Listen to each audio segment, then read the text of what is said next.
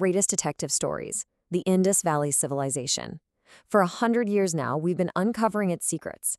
But the really big ones, like who these people were and what on earth happened to them, are still a massive, captivating mystery. To really get why this discovery was such a bombshell, you have to picture the 1920s. The British Empire's whole justification for being in India was this idea that they were a civilizing force. And then bam, archaeologists pull something out of the ground that just completely shatters that story.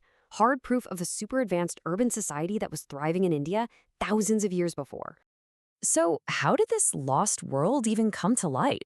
Well, it wasn't some single aha moment. Not at all. Think of it more like a historical cold case, with clues being pieced together bit by bit for almost a century. The first breadcrumb trail appeared way back in 1829. A traveler, Charles Masson, just stumbles upon these mysterious, sprawling ruins. That little discovery sparked enough interest to eventually get the Archaeological Survey of India created. Decades pass, and then, in 1921, archaeologists start digging for real at Harappa, and then boom, another discovery at Mohenjo-Daro the next year. It was the proof they needed. By 1924, the news officially broke to the world. A lost civilization had been found. And this announcement, it just sent shock waves through the world of archaeology. The more they dug, the more unbelievable it got. The scale, the sophistication, it was just staggering. Let's really look at the evidence they uncovered. First off, the sheer number of people. We're talking an estimated 5 million people at its peak. I mean, for the ancient world, that is a staggering number. That's a population that could rival entire empires. And these 5 million people weren't just packed into one or two cities. Nope. Archaeologists have found more than 1,400 different sites. 1,400. Everything from huge metropolitan areas to small villages, all connected. And to really wrap your head around the scale of this thing, get this. At over 1.2 million square kilometers, this civilization was bigger than ancient Egypt and Mesopotamia put together. It was hands down the largest civilization of its era. But honestly, the really mind-blowing part, it's their cities. These weren't just random clusters of buildings. Oh no. These were master-planned urban centers. We're talking organized streets, laid out in a grid, standardized bricks, like the exact same size everywhere, and huge protective walls. But here's the real kicker, the thing that makes everyone scratch their heads. There are no palaces for kings, no giant temples for priests, and almost no signs of weapons or war. Their entire society seems to have been built around public works and civic planning for everyone. And if you want a perfect example of their engineering genius, look no further than the Great Bath of Mohenjo-Daro. This thing is a masterpiece. It's this enormous public water tank built with unbelievable precision, probably for community rituals. It even had its own well to keep it filled and rooms for people to change in. It just screams community and advanced urban design. Okay, just let that sink in for a second. 5,000 years ago, pretty much every house in these cities had its own bathroom connected to a citywide, covered sewer system. Public wells gave everyone access to clean water. That kind of public health system was just unheard of in the ancient world.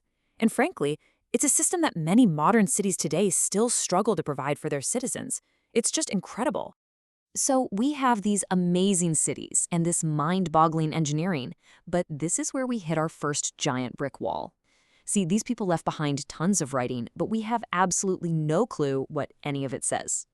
It's the question that has totally stumped the world's best codebreakers and linguists for a century. We have thousands of examples of their script, so why is it still a complete puzzle? Well, the answer really boils down to something like the Rosetta Stone. The whole reason we can read Egyptian hieroglyphs is because we found that one stone. It had the same text written in a language we did know, ancient Greek. It was the ultimate cheat sheet, basically a historical Google Translate. For the Indus script, we've never found anything like that. No Rosetta Stone, no bilingual text, nothing. We're flying completely blind. Now, that's not to say we're totally in the dark. We have picked up a few clues. We're pretty sure it was written from right to left. We've cataloged about 400 unique symbols. But here's the big problem. The inscriptions are incredibly short. Most of what we have are on these little stone seals, and they average only about 5 symbols long. Imagine trying to decipher an entire language from 5-character tweets. It's next to impossible. So we have this civilization that we can't listen to. Their script is silent. And that silence leads us to an even bigger, more haunting mystery. Where did 5 million people go? I mean, really think about that. How does one of the world's greatest ancient civilizations just disappear? This wasn't a slow decline into obscurity, it was a collapse. The whole society just stopped. How on earth does that happen? The evidence in the ground tells a pretty stark story. You have the Golden Era, where everything is thriving. Bustling cities, trade with Mesopotamia, the works. But then, around 1900 BCE, things start to fall apart. The meticulous city planning just stops. Trade routes are cut. Those incredible drainage systems fall into disrepair. And by about 1700 BCE, the great cities are empty. They're ghost towns. So, what happened? Well, there's no smoking gun, just a bunch of competing theories. The frontrunner right now is climate change. The idea is that the monsoons shifted, leading to a decades-long drought that killed their crops and dried up their rivers. Other theories point to a catastrophic earthquake or flood. An older theory suggests an invasion, or maybe it was a devastating disease that ripped through the crowded cities. The honest answer is, it was probably a perfect storm of several of these things.